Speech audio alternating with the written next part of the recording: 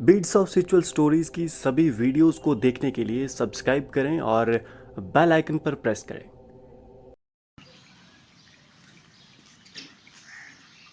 नमस्कार, beats of spiritual stories में आप सभी का स्वागत है। मैं हूं विक्रम सिंह ठाकुर और आज हम श्रीमद् भागवत गीता के अध्याय 3 के श्लोक 4 से 7 तक को आपके सामने प्रस्तुत करेंगे। इससे पहले की वीडियो में हमने ज्ञान और कर्म से संबंधित जब अर्जुन को भ्रम उत्पन्न हुआ तो सर्वप्रथम भगवान ने अर्जुन को सिद्धि के 2 मार्ग बताए। वैज्ञानिक प्रवृत्ति रखने वालों के लिए ज्ञान मार्ग और शेष दूसरों के लिए कर्म योग का मार्ग। अब आज हम श्लोक 4 में भगवान क्या कहते हैं, आइए देखते हैं।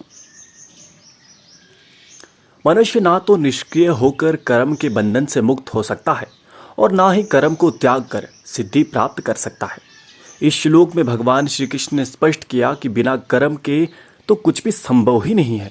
इस जगत में कुछ भी होता है, जीव द्वारा कुछ भी किया जाता है, वे कर्म ही है। अतः अगर कोई ये समझ ले कि वे कर्म नहीं करेगा और इस प्रकार कर्म के बंधन से मुक्त हो जाएगा, या कोई दूसरा ये सोच ले कि वे इस समाज का अपने कर्तव्यों का त्याग करके सन्यासी बन जाएगा, सिद्ध हो जाएगा, तो दोनों ही गलत है। कर्म से मुक्ति और सन्यास में सिद्धि दोनों ही कर्म करके ही प्राप्त किए जा सकते हैं, कर्म का त्याग करके कभी नहीं।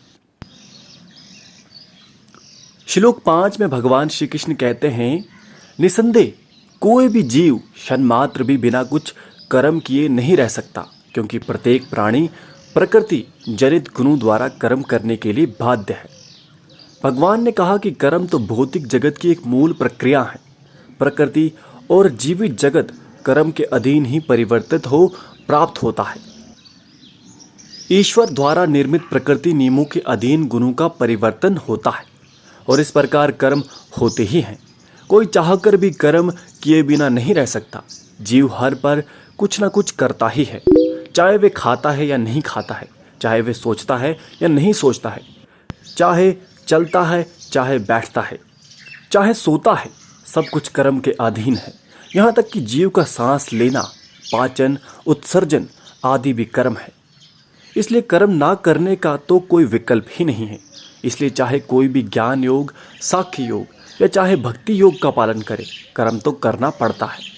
अब अध्याय 6 में भगवान श्री कृष्ण कहते हैं, जो मनुष्य अज्ञानतावश हठपूर्वक अपने कर्म इंद्रियों को नियंत्रण करता है, लेकिन मन में उन इंद्रियों सुख के बारे में सोचता रहता है और ये मानता है कि वे सन्यासी है, वे वास्तव में एक मिथ्याचारी है।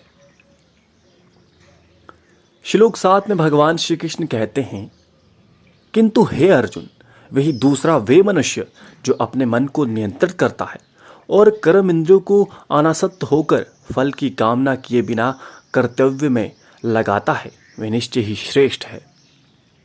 तो श्लोक 6 और 7 में भगवान असल सन्यास का वर्णन करते हैं। भगवान ने 2 उदाहरण देकर इस विषय को पूर्ण स्पष्ट किया। भगवान ने कहा, एक मनुष्य जो हठपूर्वक अपनी कर्म इंद्रियों को नियंत्रण तो कर लेता है, लेकिन मन में उन इंद्रिय सुख के बारे में सोचता रहता है और इसे सन्यास मान लेता है, तो वे अज्ञानता और एक मिथ्याचार है। वहीं दूसरी ओर एक ऐसा मनुष्य है जो अपने मन के ऊपर नियंत्रण करके सभी कर्तव्यों का पालन करता है और किसी भी भौतिक इच्छा या फल की कामना नहीं करता, वे श्रेष्ठ है, वही असली सन्यासी है। इस प्रकार भगवान ने यह स्पष्ट किया कि हमें अपने कर्तव्यों का नहीं बल्कि अपनी भौतिक इच्छाओं का त्याग करना चाहिए। सन्यास की प्राप्ति भी कर्म करके ही सुलभ है, ना कि कर्मों का त्याग करके।